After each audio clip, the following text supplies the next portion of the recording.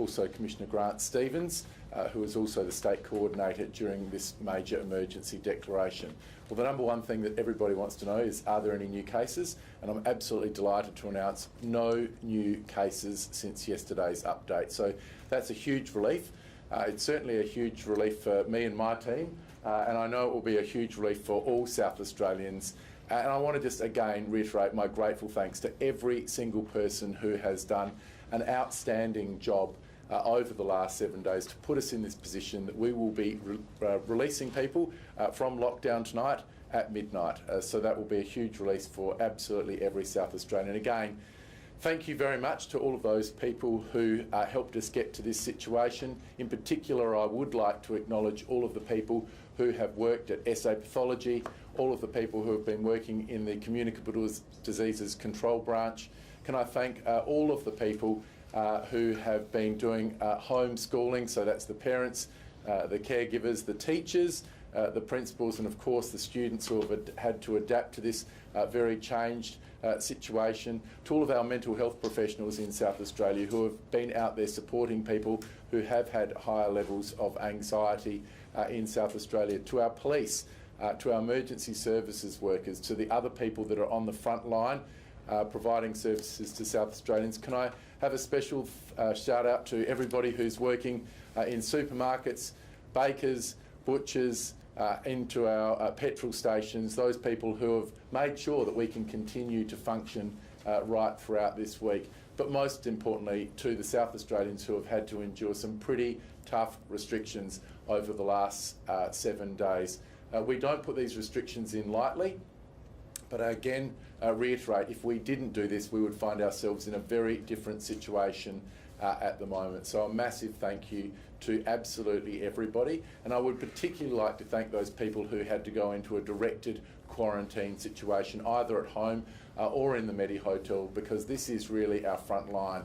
If these people didn't obey those restrictions very strictly, then we could have all sorts of lines of transmission that we would be following up at the moment. That's not the condition in South Australia. 0 cases overnight. We'll be lifting the lockdown order at midnight tonight.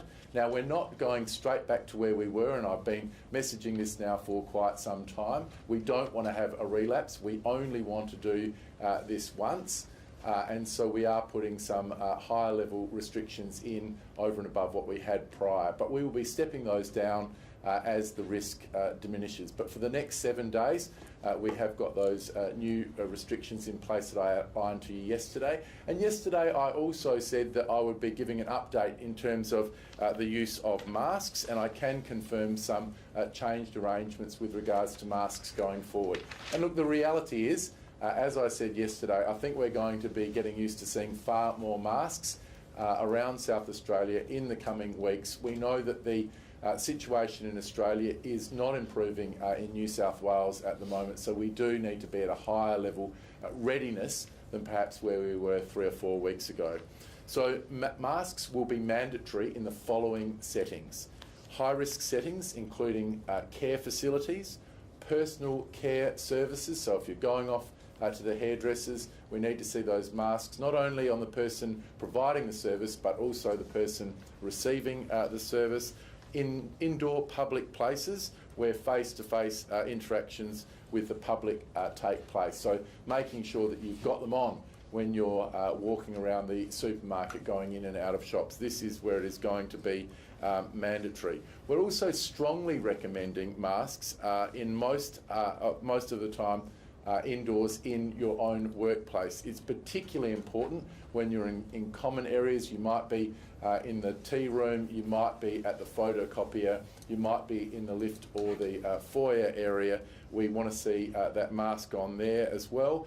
And we also are going to have advice with regards to schools, and that will be coming directly from the Education Department. The way I like to think of it, there's a new part of the school uniform going forward for secondary students, and that is the face mask for the foreseeable future. It's really important that we have that. We've been sending out masks to schools in South Australia today. In fact, I'm reliably informed 90 pallets of face masks are going to schools with 12 trucks delivering them today right across our secondary schools. in South Australia. Of course, we're encouraging people to bring their own cloth masks, but there will be some provision of those masks at our schools for students as well. One of the other areas that we talked about yesterday was sport. Competitive sport, and whilst we want to see people engaged as quickly as possible, we also want to do it in a way that is going to be safe, and so we are allowing we're allowing sport training to resume as of tomorrow, but competition won't start again this weekend. It will start the following weekend, and so we've been talking to all of the sporting associations. We know this is disruptive, but we also don't want to go backwards. South Australians have not wanted to have a prolonged lockdown here in our state. We've all worked very hard over the past 7 days to get ourselves to this fantastic position with the lockdown being lifted tonight. We don't want to go back into that lockdown, so this staged approach to get us back to where we need to be. I can also report to you with regards to church services this weekend that the most important restriction to adhere to is 1 per 4 square metres. So church services can continue 1 per 4 square metres, but in terms of singing, no choir singing, no congregational singing. In limited applications, when there's a performer, the performer can, as long as we're quite clear that they can't be too close to other people when doing that singing. So church services will resume this Sunday, and I know many people will be very keen for that. And then can I also just report, yesterday people were asking about the cash grants, the COVID cash grants that were coming from the state government as part of our business support package, our $100 million business support package. I can happily report to you this morning that 2,500 businesses have already received their $3,000 cash grant. So I'm very grateful to the people who work in Treasury. This is an amazing turnaround. Less than 7 days from when we put people into this lockdown, we have a situation where people are already receiving that cash grant, and this is going to really support them through a very difficult time. So in conclusion, we acknowledge how tough this week has been. We don't like to put any restrictions in place, but I think we can all appreciate by going hard and going early and doing it in a cooperative way with our entire state, we put ourselves in this fantastic position where we will come out of lockdown at midnight tonight, and then we'll have a step down in terms of our restrictions. We're just asking people to work with us, especially over the next 7 days when we are still at a heightened risk. We've seen those figures coming out of New South Wales today, another 172 new infections there. 60 had been out in the community. Our thoughts are with people in New South Wales, and perhaps I could just finally finish on the fact that we do have a large number of South Australians who are stranded in New South Wales. We have a huge number of applications for people to return to South Australia. We are trying to get through those in a prioritised way, but the risk of people coming in from New South Wales is actually higher than people coming in from overseas at the moment. So we do need to do this in a very careful and considered and prudent way, because we don't want to be putting our entire state back into lockdown. Let's not forget how this all started. It came from somebody coming back from interstate into South Australia, and so we've got to be very careful now with people moving around, especially over the next couple of weeks. I'm happy to answer some questions, and then of course Professor Nicola Spurrier will be here to give you further details with regards to the management of this cluster, and of course the Police Commissioner with regards to any restrictions going forward. Premier, in regard to the masks at schools, what happens with just throughout the day, are students and teachers having to wear masks at all times? Well, obviously there are going to be some exceptions, and I might ask Professor Spurrier to go through some of those. Teachers, when they're teaching, might find it very difficult to have the masks on, but we do want this to be the default position. We do want the vast majority of people in the school, unless they've got a reason to take it off, to keep it on at all times. We know that the Delta strain is very transmissible. We know that other states have had to adopt masks in schools to try to get through the danger period, and so we're asking people for at least the next week to have those masks on secondary schools, but as I said, there are some exceptions, and Professor Nicholas Berry will go through those in a few moments' time. Just to clarify, earlier you said for the foreseeable future, but just then you said just for the next week. Is that what we're looking at? Likely to just be 7 days? Well, we're saying at least the next week. We've got to look at what the risk situation is. We've got to see what happens interstate. We've got to see what happens here in South Australia. I'm very hopeful, especially with the very high testing rate that we have at the moment, that we will be able to have no new cases in South Australia that are coming from our own state, but we've got to be careful about what happens interstate. Can I just give you one stat that you might be very interested in? I've got to say I was pretty excited when I saw it, that over the last 7 days, South Australians have received 134,194 test results. So that's an extraordinary situation. Now, some of those were the same person having a test twice, maybe day 1 and day 5, but I mean, in round terms, it's about 7.5% of our entire state getting tested over the last 7 days. It's a phenomenal effort. It's a phenomenal effort by SA Pathology, but it's also a phenomenal effort by the people of South Australia who have said to themselves, we don't want an extended lockdown.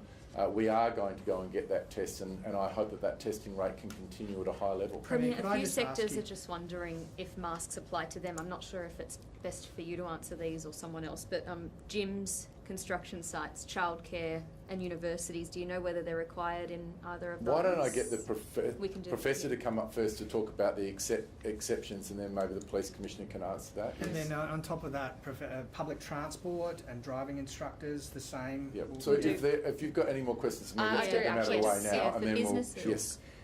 The AHA estimates that this lockdown's had an $800 million impact across all sectors, $250 million impact on hospitality sectors. Has the government done any modelling on how much the lockdown would have cost? Well, the federal government has, and it was a significantly lower amount than that. But look, I'm not into disputing what the amount is. We know that this lockdown has cost us a lot of money. The federal government sort of estimate that it was around $200 million here in South Australia. Now, you would know that we moved very quickly with a business support package of $100 million plus disaster relief payments for Country SA, which we're still trying to calculate exactly what that will be. It will really depend on the take-up of that, and we won't know that. People won't start putting their applications into the federal government until tomorrow. But the reality is we've moved very quickly to support businesses. We're never going to equalise. There will be some people who have really suffered during this period, and that's why our focus from day one has been to limit this to 7 days.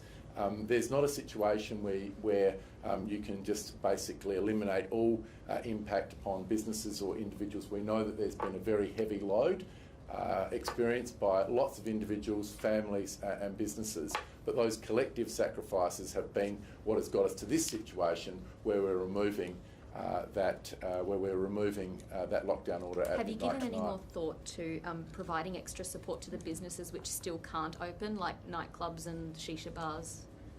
Well, look, as I said, we've had a very generous arrangement since day one. The Treasurer has said he will continue to look at it, but the situation that we have with regards to some of those areas that you've mentioned have been situations that we've had for a period of time. Now, some of them have been able to pivot to other opportunities to earn income away from what they were doing. We know that the CBD has been disproportionately hit. We know that the arts sector has been disproportionately hit. Hospitality, we know that businesses that were in the travel sector have been disproportionately hit right throughout this last 18 months. And that's why we have been, I think, generous with taxpayer dollars to support those sectors as much as we can. But the number one thing we need to all be focused on is getting back to a sense of normality, and the pathway to that is vaccination. I know there was a very good vaccination rate again yesterday. We've sailed past 800,000 doses that have been delivered. And again, I say to all South Australians, when you're eligible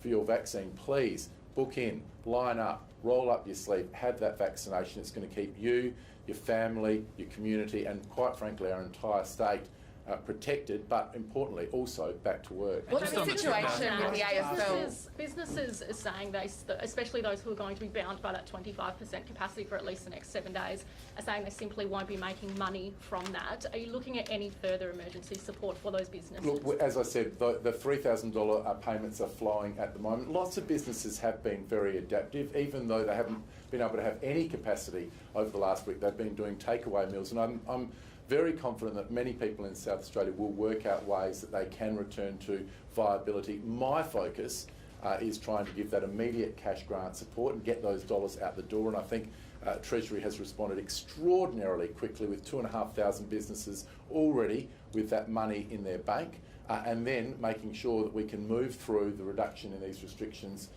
as progressively and safely as we can. Andrea? Premier, has the decision been made on crowd capacity at Adelaide Oval, and also whether we'll be allowing AFL teams back into South Australia? Well, there'll be no AFL football here in South Australia this weekend, and all of those, with regards to subsequent weeks, I think we've really got to just sit down and work through that COVID management plan with the AFL and with the Stadium Management Authority. Now, we were the first state in the country to get a crowd back to AFL football. It was a small crowd in the early days. I know people would like to see crowds back, and they tell me that it's outdoor and it's seated, it's ticketed, so we know where people are sitting. But at the moment we are at an elevated risk, and so we've got to just take this in a staged way because we don't want to be going in and out of lockdown. This is one of the greatest focuses that we have at the moment. And Sandford's in the same boat? Sorry? Sandford's in the same boat. There won't start till the week after. Correct. So we won't have competition this weekend, but the following weekend. And we're just working through the arrangements with the different sporting associations in South Australia. And I've got to say, I'm very grateful to those sporting associations. They're telling me that they want to get their training back underway tomorrow. That's fantastic. Some of them are very disappointed they can't get their competition underway this weekend, but they understand. They don't want to have off again, on again, and so if we leave it to the following weekend, we're in a much, much better position. Premier, could I just ask you, on the vaccination advice that ATAGI put out over the weekend about recommending for people aged under 60 to get AstraZeneca for those in Sydney and in red zones, would you be looking to, what are your views on that, and would you look to take to National Cabinet on Friday to be able to have that rolled out across other parts of the country like Victoria and South Australia that have had their own outbreaks? Look, we haven't specifically looked at that in South Australia, but when you look at the revised ATAGI advice, it's very clear they have to weigh up the risk associated, the very small risk associated with an adverse reaction to the AstraZeneca vaccine compared to an increasing risk associated with the coronavirus cluster in New South Wales. Now, we're back to a situation that we're very satisfied with here in South Australia.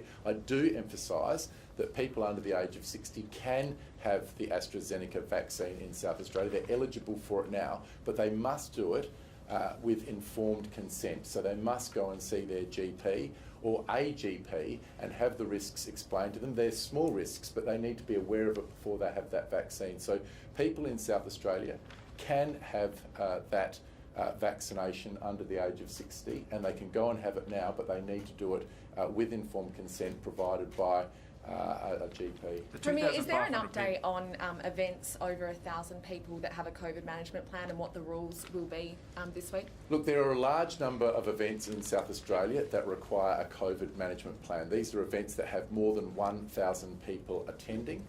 We are working through a lot of those. A lot of people are asking me about Illuminate Adelaide.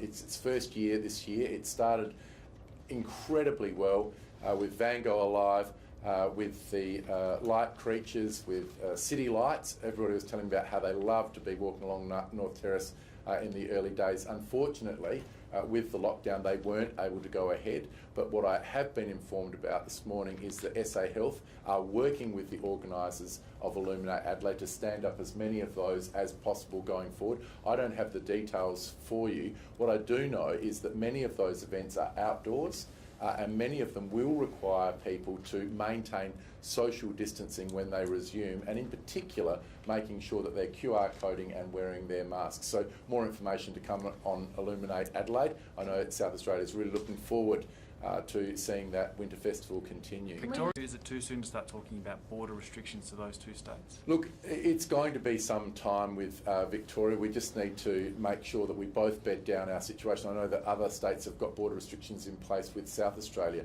Ultimately, we'll be providing all of our data to those jurisdictions. They'll work out their border arrangements with us, and they're providing that information to us in South Australia. At the moment, we're not wanting to compound our problems, so we're being cautious with regards to Victoria at the moment. I think that there was a further case today in Queensland. I could be wrong.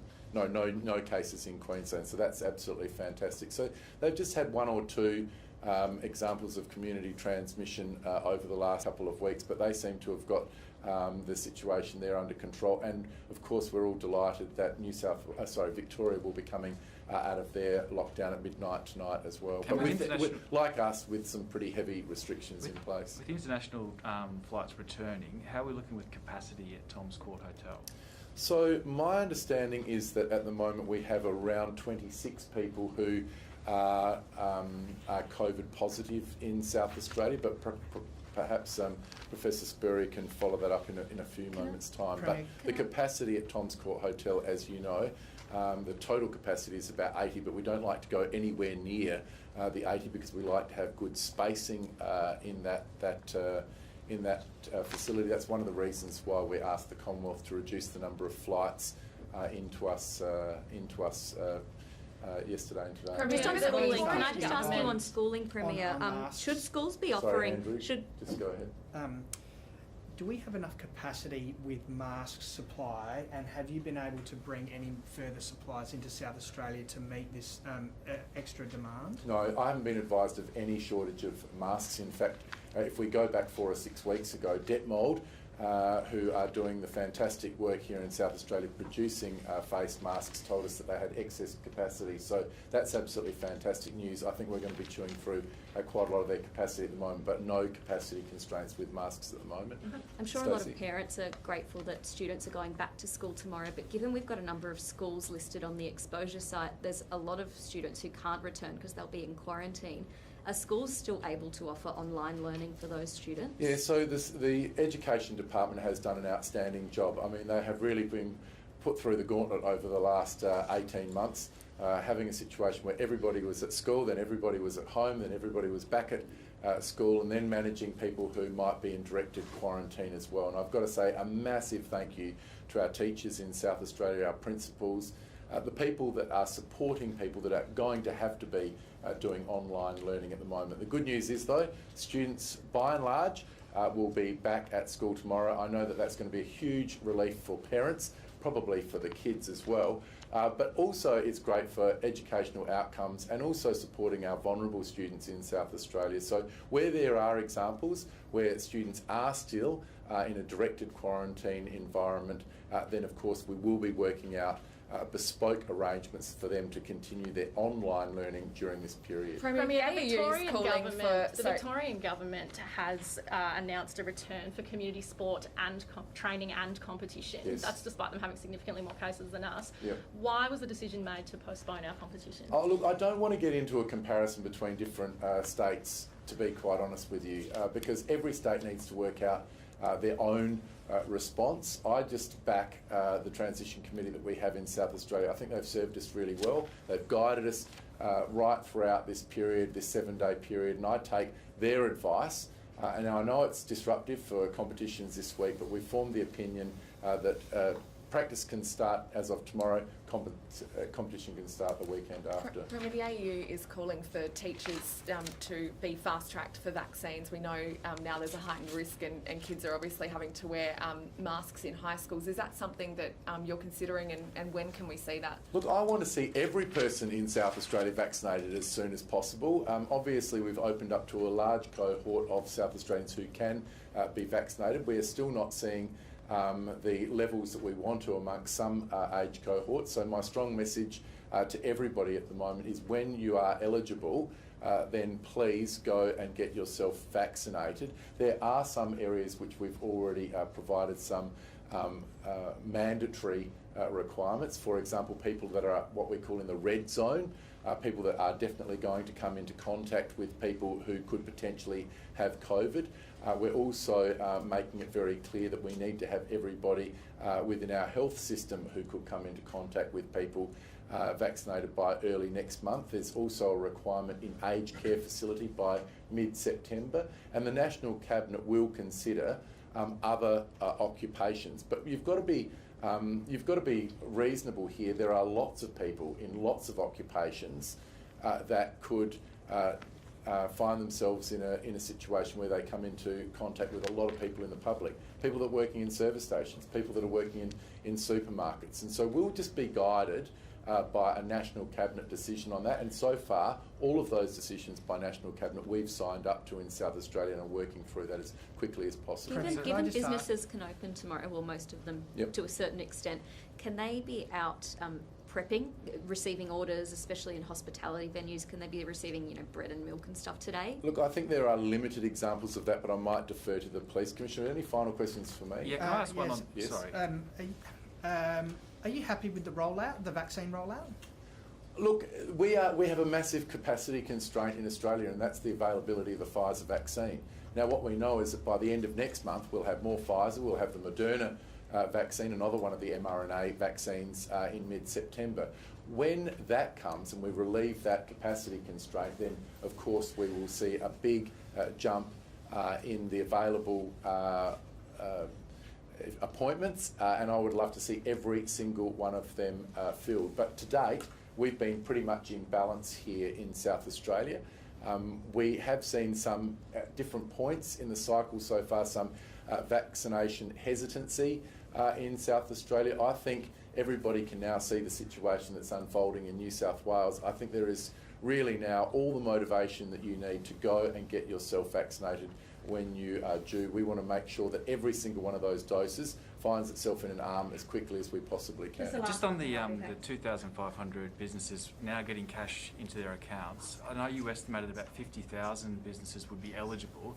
Do we know how many have applied for it? We know that as of yesterday, we had about 14,500 who had registered an interest. We've already been able to, as of 9 o'clock this morning, I think get about 2,500 businesses with cash in their bank account. It's been a really high priority for us not to have a delay. Cash is king to small businesses in South Australia. Our business support package has been targeted at our small business sector in South Australia, as well as sole traders, which weren't involved in the first round of the cash grants here last year. So we've included them in there as well. We want to get that money out. We want to get people back to a sense of normality as quickly as we possibly can. I'll now pass over to Professor Nicholas Berry. She's going to give us a bit of information, particularly around where it won't be necessary to wear a mask. So I think people are going to be interested in that and answer any questions. And then also, of course, the Police Commissioner with regards to any other restriction questions. Thank you very much.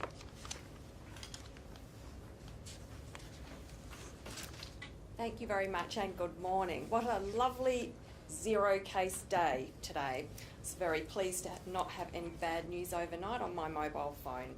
So it really is fantastic. So there are 19 cases now linked to the Modbury cluster, the 18 cases of transmission within South Australia and the original case that unfortunately picked up his disease in New South Wales. So we still only have the 2 people in hospital, which is good.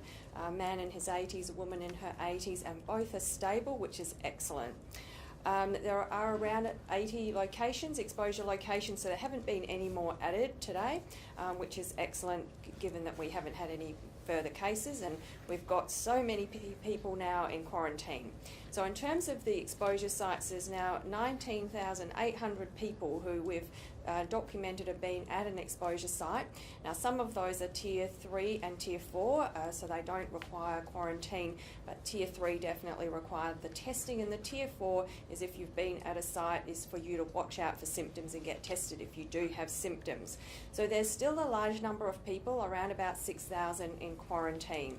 And the message, really a very important message today, is Whilst the lockdown is lifted for the whole of South Australia, unfortunately those people who are in directed quarantine need to remain in quarantine for the full 14 days. And it's very important. We've seen in some states that there's been confusion, and when a lockdown period's ended, some people have thought that that also applies to them. So we'll be doing some careful messaging through to those people in quarantine, and I think all South Australians will absolutely thank you for doing that job, keeping yourself in quarantine. Also important to do the testing, the day 1, 5 and 13 test. But of course you've still got that day 14 when you're in quarantine. If you develop any symptoms at all on that day 14, you need to go and get a retest, because we do know that a very small number of people exposed to this virus can have a very long incubation period, and they can still test positive right there towards the end. And our team will be working through releasing all of those people. So you need to do your 14 days until you are released by one of our authorised officers. And it was wonderful, in fact, yesterday to hear that we had people being released from quarantine, and that was actually related to the Tailem Bend cluster, or at least exposure sites. So on Saturday morning, the Tailem Bend Shell Service Station, Coolabah Tree Cafe and the OTR, people might remember, it seems a while ago now, but those were all removed from our website as potential exposure locations. And after 2 weeks, those people were able to come out of quarantine with all of those negative tests. So that's really good. But now we've got the Modbury cluster, and we're working through the same procedure. So in terms of the mask, and I'll make a few comments about the mask because you've already asked those questions. So basically, the basic rule of thumb for everyone in South Australia, if you can wear a mask, wear a mask. So rather than think, look, what's the loophole I can get out of wearing a mask? If you can wear a mask because it's safer for you, it's safer for the whole community. Now, there are places that we will have mandatory mask use, and the Police Commissioner can also go through this, but there are some particularly high-risk settings.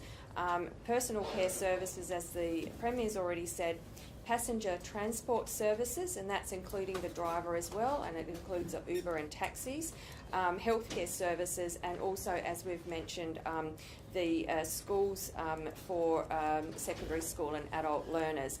And I've just signed off a letter this morning going to the independent schools, to the Education Department and Catholic Education, and I'm looking forward to having a forum with the principals of the independent schools and Catholic Ed this afternoon to go through this with them. Now, there are other things that schools do, and this is when we had our first wave. There were a lot of other COVID risk mitigation measures we had in place. Didn't include masks at the time, but it certainly included things like reducing number of parents on the school grounds, stopping excursions, reducing some of the other things, the other activities that schools have. Now, in terms of the actual mask wearing, it is for the students who are 12 and up to be wearing masks in the classroom, particularly those indoor spaces. Now, when a teacher is standing and giving a lesson, obviously it's very difficult to give a lesson to students wearing a mask, so teachers won't need to be wearing those in the classroom. But if it's a quiet period of time and there's no reason for the teacher not to have a mask on, then of course it's good if the teacher does put it on, and it's good role modelling for the students. Outdoors, generally when students are outdoors, they're eating their lunch or they're playing, so it wouldn't be necessary to be having your mask on during those periods of time. So we've actually been working closely with our Victorian counterparts to utilise their experiences over there, both from an education and health perspective, so that we can give these recommendations to the schools here. A little bit different too in Victoria, we're not requiring masks outdoors, unless of course you are very close to other people. So generally for students though, that's when you're outdoors, you're eating your lunch or you're kicking a footy or something, and so we're not requiring students to wear masks in those sort of situations. Now, in terms of workplaces, again, we are strongly recommending, and the Police Commissioner will talk through what's mandatory and what's not, but in workplaces we're strongly recommending the wearing of masks. And if you can use, as I said, the general rule of thumb, if you can wear a mask, please wear a mask. But we know that there are certain situations in a workplace that it can be more difficult, and I just thought I'd go through some of those details. So obviously, if somebody has a physical disability or even a mental health problem or a disability which makes wearing a face mask impossible, unsuitable, or you're not able to do that, particularly if it's going to obstruct your breathing, or perhaps you've got a serious skin condition and you can't wear a mask. Even people with an intellectual disability may find it very difficult to wear a mask, then those people do not need to. Also people, and we've got our wonderful Auslan interpreter here today, for people communicating for people who are deaf or hearing impaired, and when visibility of the mouth is important, then you do not need to wear a mask. The other group, in terms of some of the other things that has been brought to my attention, and I'd be quite mindful of, is there are some hearing aids which sit behind the ear, and it can make it quite difficult and uncomfortable wearing a mask with the ear loops. Now there are certain mask designs which are tie masks, and therefore you can get around that, but there are certain people with certain types of hearing aids that may find wearing a mask difficult. There are other situations because the nature of the work or the education means that you have to have clear enunciation or visibility of the mouth, and those sort of situations are for people who work in a call centre, and it may be quite difficult for them to have their headset on and wear a mask at the same time. And then if somebody is working in an enclosed space in an office, which is their personal office, then obviously, well, maybe not obviously, but we would be okay for people removing their mask in that situation. But many of our office spaces and workspaces are open plan these days, and so when you're out in that open plan situation, we would be strongly recommending masks. One of the things that we've learned over time with various transmission and exposure sites, and talking to my counterparts in other states, is people can drop their guard a bit when they're with groups of people that they know really well. And some of the hospital outbreaks, and Victoria's had a lot of experience with this, is that the staff are wearing the masks when they're out in those hospital spaces, but then when they come into the tea room and they're sitting next to their friend, they think, well, this is a friend of mine, they couldn't possibly have COVID, so they sort of let their guard down and don't wear a mask at those times. So thinking about when you're in the lift or when you're in the tea room and you're moving around, I think is also very important for people. So the basic thing is, if you can wear a mask, wear a mask. If you're eating or drinking or you have to take some medicine, of course you've got to take your mask off. There are plenty of now very nice fabric masks which are reusable. You can wash them, and I'm hoping that many people in South Australia have already got themselves those sorts of masks. Of course, there are also the surgical masks that you can get at many chemists and retail stores as well. So that was really where I wanted to get to today. I just had one final thing I thought might be useful to talk about, given that we've now got cases in our quarantine facility, and you did ask me about the capacity of that. There are 25 active cases in our state, obviously not all linked to the Modbury cluster, and 2 of those active cases are in hospital. And we do have very good capacity at Tom's Court. One of the ways we adjust the capacity is by reorganising which rooms and which floors we're using. Because we try and reduce any exposure to staff, and we want to reduce the viral load in our corridors, we make sure that we don't use certain rooms, so we have everybody spaced out and separated one end of the corridor, for example. So there's always ways we can increase capacity if we need to. But in terms of people that are actually have unfortunately got COVID, there are different sorts of criteria that we use when we release those people. We call that they're in isolation because they've got the infection. For the rest of us who are in quarantine, it's the 14 days of quarantine, and we're waiting for whether or not we're going to get infected. So the people who have COVID, who are our cases, who are in isolation, we've got a set of criteria that we use to determine who will be released and when, and it is different for every individual. Now, back in the good old days, back last year when we had the Wuhan strain, we used to have a rule of thumb, it was 10 days from the beginning of symptom onset. We've learned a lot more about this virus now, and with the Delta strain, we've got a much more comprehensive and also a more risk-averse approach, because we do not want to make any mistakes with this. And so generally those people will need 14 days from the onset of symptoms or from the onset of a positive test, but there are a whole lot of clinical criteria that go along with that. Symptoms have to have been cleared, and if there's any question at all, we also do antibody testing to make sure somebody's had an immune response to the virus. So I won't go into details about that, but I just wanted to make sure that people in South Australia understand there's three groups of people. We've got those who have got the infection and they have a clinical decision around when they come out of isolation. We've got people in quarantine, and it's 14 days of strict quarantine. Day 15 is your release date.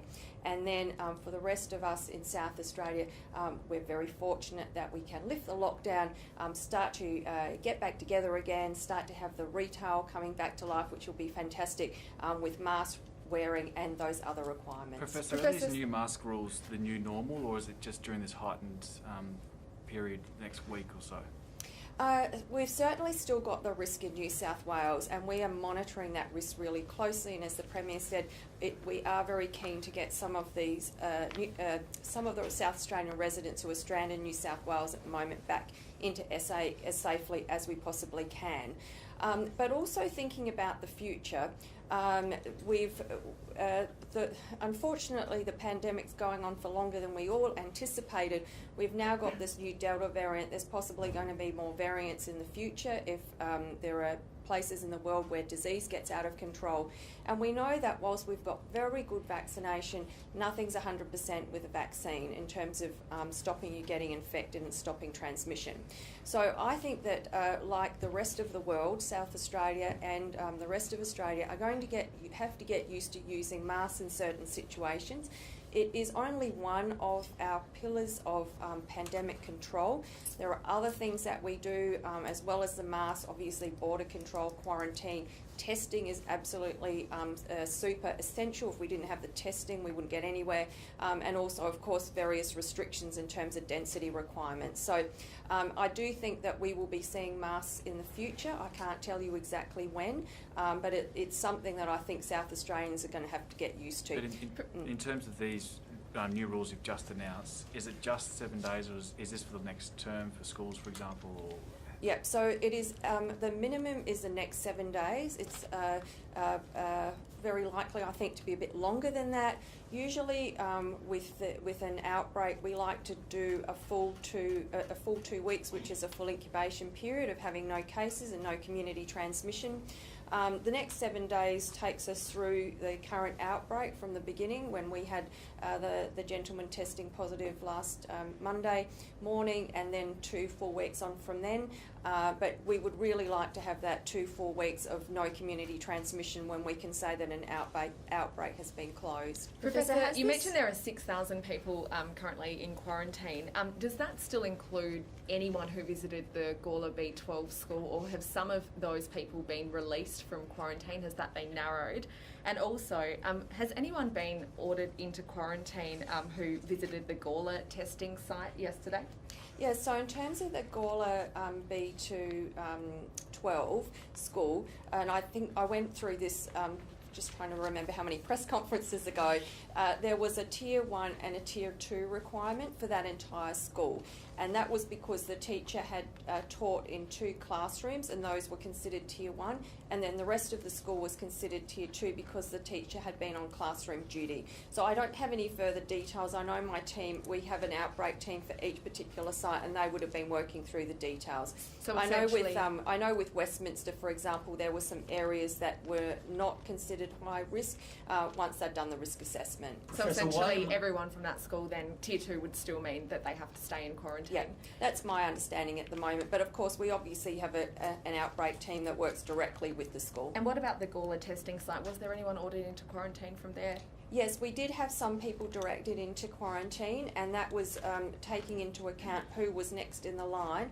And because if we think about this virus being aerosol transmission, so if you're in a room and you come into a room after somebody has left the room and they've been infected, then they were working out how many people would be next, and in terms of the time taken to clear the air in that room. So the team have worked through that, and those people have been contacted.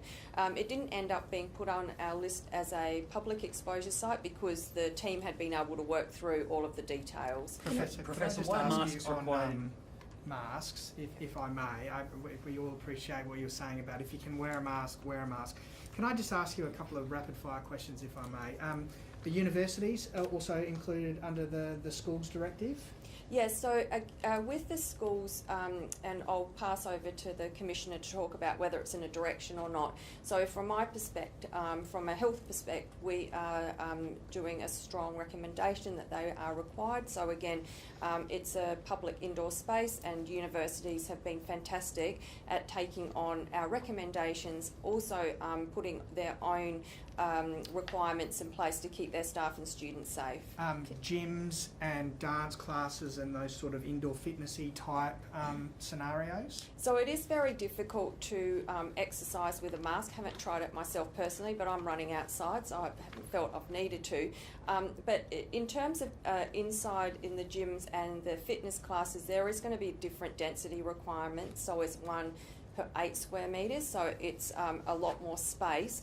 Now, if you're there and you're doing weights and you're doing some, or you're doing yoga or you're doing some low intensity, you might find it's absolutely fine to be wearing a mask. However, if you're doing cardiovascular work, then it's very difficult, to do the breathing. But just have a look at our Olympic athletes. I just saw those the guys from the relay come out of the pool yesterday, and when they did their press conference, they were still breathing pretty heavily, but they were still wearing their masks. So, some of this is, try it yourself, have a bit of a personal experiment and see if the sort of exercise you're doing, whether you can or cannot wear a mask. And Professor, sorry, Teachers one at finally. childcare centres? Teachers at childcare centres, no. Courts, police stations, driving instructors, those are types of professions which you talked about needed the enunciation and people needed to be heard, to be spoken. What's your views on those? Yeah, so again, if you need to be able to communicate clearly and the mask is impeding your ability to do the enunciation, then of course the mask can be removed because you can't get that important job done. Now this is the same in our hospitals, of course, so we do need people wearing masks in a hospital, but the doctor-patient relationship is very important, and so if anybody's having some difficulty communicating in that sort of setting, then of course you have the mask off. What about a construction site? So if you're outdoors and you're the only person working on a construction site, well, of course, you don't need to be wearing a mask. However, if you're the supervisor, you're the foreman, and you're walking around and interacting with a large number of people, then, and you can wear a mask, then there's absolutely no reason not to be wearing one, particularly if you're going into inside areas in that site. But what about Professor, people who are working on a construction site? It's pretty rare you'd be working alone, so there's often groups of people. Yeah, Do those ones need to wear? Well, that's generally outside, so again, lower risk. The companies can make some decisions themselves in this instance, and it may be that they feel, look, in this particular circumstances it would be okay. There's really no reason why people can't wear a mask. So I think what we're trying to do here is give South Australians some ability to make some of those decisions themselves. Some areas are mandatory, but a lot of this is actually up to people thinking to themselves, if I could wear a mask, maybe I should be wearing a mask. Professor, in given we've regard got to so the many people- AFL, will our teams have to quarantine when they return to South Australia and next week, and can they train? So at the moment we do require quarantine for people coming from Victoria, so we'll have to look at that individual circumstance. With the AFL teams, they do work within a bubble. We've been working obviously very closely with them over a long period of time, and certainly we've been able to have workarounds to bring other teams in for a play and then leave the state. Given Professor, the number could of I people ask who you- are in quarantine at the moment, and with the number of day 13 tests coming up, should South Australians be prepared for more cases in the coming days, the spiders coming out of lockdown?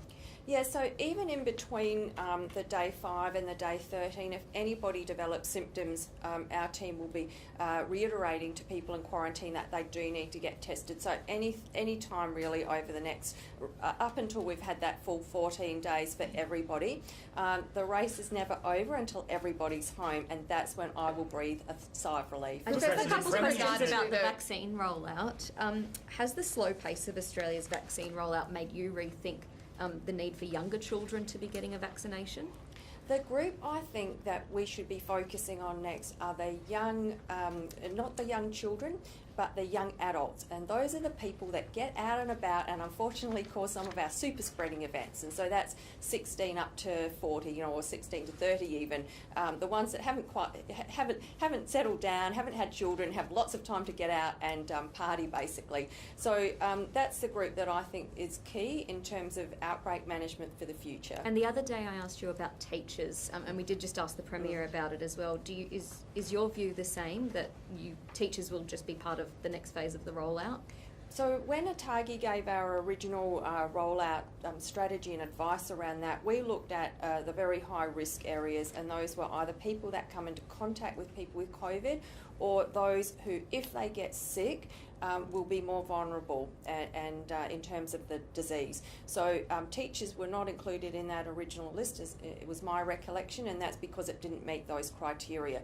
So we are keen for absolutely everybody to get vaccinated. We still know that there are many people who could be getting vaccinated that haven't got vaccinated, so there are plenty of people between 40 and 60 that can get in and have the Pfizer now. In our regions, anybody from 16 up to 60 can have Pfizer, and above 60 the AstraZeneca. And I know that there has been hesitancy and concern around AstraZeneca, but as the Premier said, as the risk-benefit changes, particularly those older people, I just feel it would be so sad to have anybody in South Australia contract this disease and get really sick with it and potentially be fatal if they had the opportunity to be vaccinated. But at this Professor- stage, no plan to fast track it for teachers?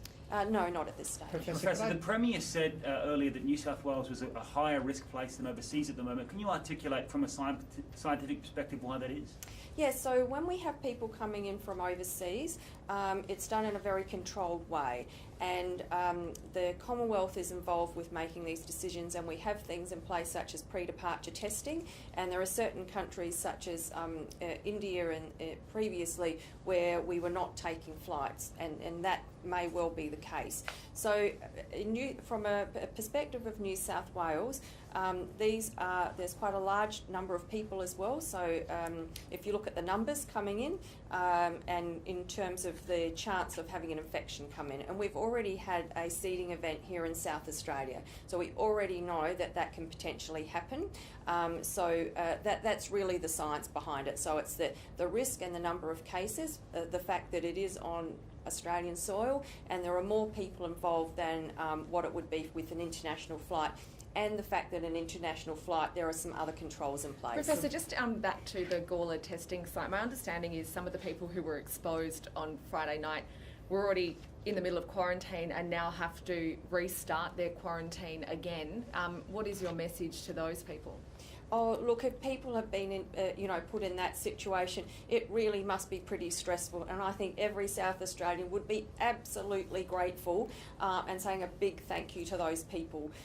It is very stressful being in quarantine, even if you are able to do it at home, and one of the things we have put in place is to make sure that there are mental health checks and nursing checks on all of those people. Professor, can I just ask about- you on, sorry Harvey, No. on ATAGI, on the ATAGI advice which I asked the Premier, under 60s for outbreaks in Sydney, would you look to take, firstly can I get your view on that, would that be needed to be rolled out to South Australia, and will you take any sort of position to AHPPC or to ATAGI about having that advice changed out, rolled out to the entire country, not just Sydney? I think it's really dependent on where there is an outbreak and where there's sustained community transmission. So we don't have that here in South Australia at the moment. So I'm perfectly comfortable sitting with the same advice from ATAGI that we had originally, but we just watch the situation very closely. The Premier mentioned that SA Health is currently working with the organisers of Illuminate to try and get things up and running. When can we expect those events to be available? Will it be as soon as we come out of lockdown at midnight? So I've got a team that's been working on that yesterday and today. I haven't been privy to those discussions, but they will be bringing the plan to me. So that may well be this afternoon that I have a chance to have a look at that. Professor, can I just ask you about the COVID Safe app? Has that been of any use to SA Health during this pandemic? Look, unfortunately, we haven't been using the COVID Safe app, but what we have found is the QR scanning that we've set up in South Australia for South Australians and also people coming into our state has been absolutely brilliant. We've had a couple of teething problems that we've come across. I mentioned yesterday that there was one particular business that had used the QR code across multiple of their sites, so it just meant that we've had a little bit of manual work going back and double checking where people have been, but generally it has worked extremely well. So that's the message: use the QR scanning here in SA. Is there any reason why the COVID Safe app hasn't worked? Look, I think that's really a discussion with the Commonwealth. There was certainly a lot of privacy concerns early on during the pandemic. People were not used to a pandemic and what it would mean, and is the government taking all their data and such like. And I think because of that, it was perhaps not as useful because of the way it had to be configured because of those privacy and concerns. And just on South Australian federal MPs going to Canberra, should that be allowed, and should they be allowed to come back into South Australia? So we're working on that, and of course anybody at the moment coming back from the ACT into South Australia require quarantine. Can I just ask you as well about what the changes mean for people giving birth? At this stage, people have only been allowed one visitor or partner with them, and their children, other children haven't been allowed to visit them in hospital. Will that change from tomorrow? This is one thing that is very difficult, and I do get people questioning me about this, but this is actually something for the hospitals. It is their policy, and they need to work through the risk with our Chief Medical Officer on that. So it changes depending on the hospitals? Yeah, so throughout SA Health, the hospitals determine their own risk assessment, and that's not for me as a Chief Public Health Officer. My focus is on public health, population health, and the hospitals work with our Chief Medical Officer, Dr. Mike Cusack, on those sorts of issues. The Commissioner now. Thanks, guys. Thank you very much, Professor.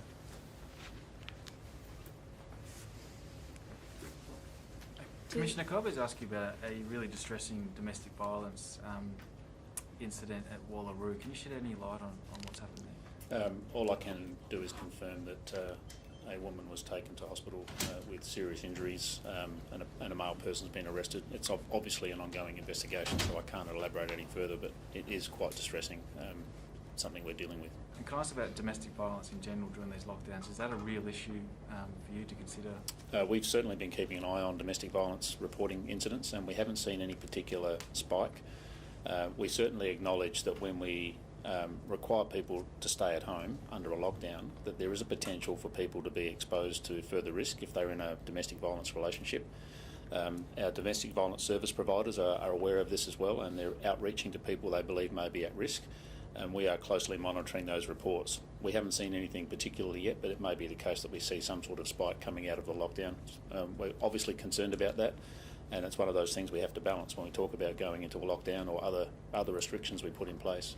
This is the first time in South Australia that we've had the same sort of heavy restrictions that other places have experienced, so we've never really had to analyse it to this degree before, and we'll be watching closely. Commissioner, are you out and about today to prep for their businesses opening tomorrow? We'd ask people to take a common sense, moderate approach. If we see a huge amount of activity in the next 12 hours, then I think that undermines the excellent work that's occurred right through the remainder of this 7 days.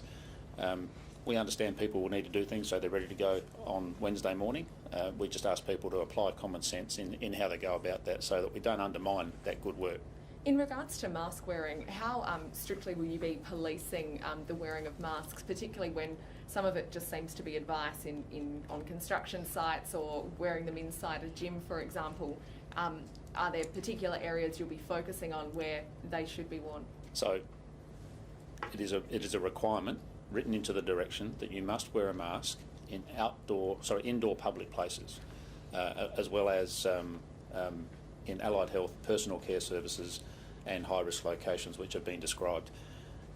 We will be providing some oversight in terms of ensuring people do the right thing, and we'll be responding to complaints as well. But one thing I would caution people about is knowing that there are circumstances which mean people are legitimately allowed to not wear a mask. Please don't assume that people are automatically doing the wrong thing.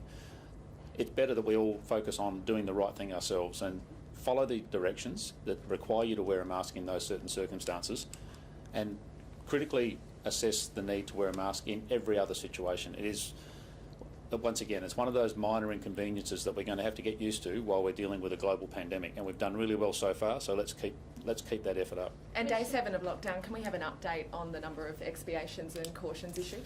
The most recent update I have is over the course of the 7-day lockdown, we've given formal warnings to about 455 people, and I think 256 people have been given an expiation notice for breaching the Emergency Management Act directions. Now, a lot of those expiations are issued in conjunction with other offences that people have committed, but there are also those who have simply just breached the rules and been given a fine. And I stress, these are people who have deliberately gone about avoiding compliance. So this is not, we're not targeting people who don't have a mask on in a public place. We're not picking on people who don't QR code in. We've taken the same approach with all of it. These are people who have shown no regard for the broader community effort. They're the ones who we are going to be issuing fines to. Did you have to do licenses again last night? Not that I'm aware of. I haven't been updated, but I'm sure I would have been if we'd been there. Commissioner, can we just follow on from the compliance side of it? How did South Australia do out of a rating of 10 when it came to compliance through the lockdown?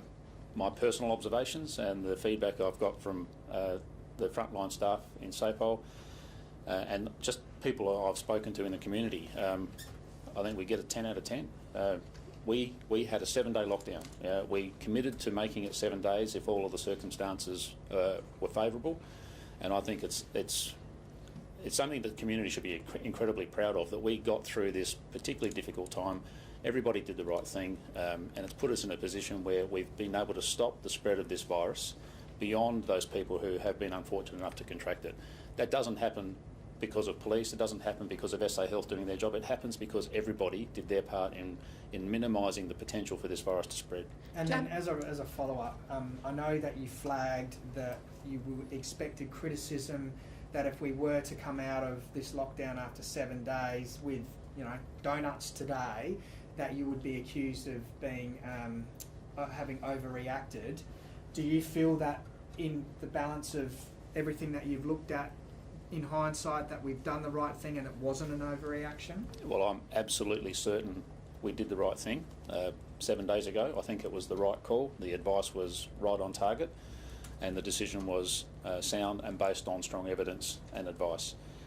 On reflection, my concerns about people perhaps thinking that it was an overreaction, I don't feel that way at the moment. I think given the number of cases we had in South Australia and the number of people that we've required to go into quarantine, I think people have seen exactly what might have transpired in South Australia if we didn't take those steps, and we only have to look over the border to see the consequences of not taking a hardline approach very early in the game. Do the density Adelaide requirements apply to construction sites, so 1 person per 4 square metres, or? Well, unless the nature of the work prevents you from being able to comply with those requirements. Each industry needs to assess how they do their job in accordance with the requirements. That's an overarching principle that applies to everything, but it can't always be applied in every single circumstance.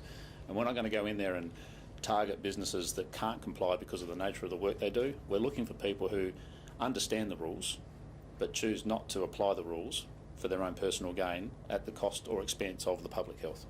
Commissioner, the Adelaide Roller Derby is hoping to hold its grand final this weekend. It says that all of the contestants train together anyway. Would there be an exception applied in this case, given those people would come into contact with each other in a training environment? The Adelaide Roller Derby will have to make direct contact with SA Health and speak through that process with the health experts who can give them an exemption if that's appropriate in the circumstances, but I couldn't make a judgment on that at the moment. Commissioner, have you actually signed the legal directions yet? And if you haven't, when do you anticipate them to be published? I haven't signed them yet. The process for developing these directions is quite complex, and there's a lot of legal advice that has to be worked through.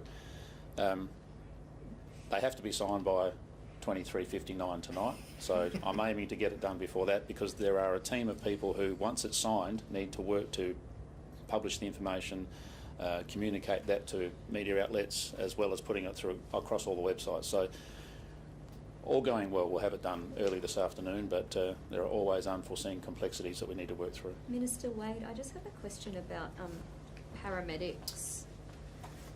Do you know how many paramedics are in quarantine at the moment? And is it true that some are being threatened with fines if they don't go into a hotel for quarantine?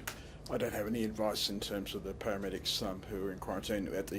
On Monday there were 12 paramedics that needed to go into quarantine out of a original set of 22, but I haven't had any updates. And you don't know if those 12 are in hotels or at home? No. And you don't know if they've been threatened with fines? As the Police Commissioner has repeatedly said, the SA Health, the SA Police, the South Australian Government looks to the cooperation of every South Australian. We're certainly beginning that from our medical teams. Minister, could I just get some clarification on what the Professor said earlier about hospital visits? Have there been any directions or rules or advice given to the different LHNs about the level of visitation, not just with birthing, but just in hospitals in general?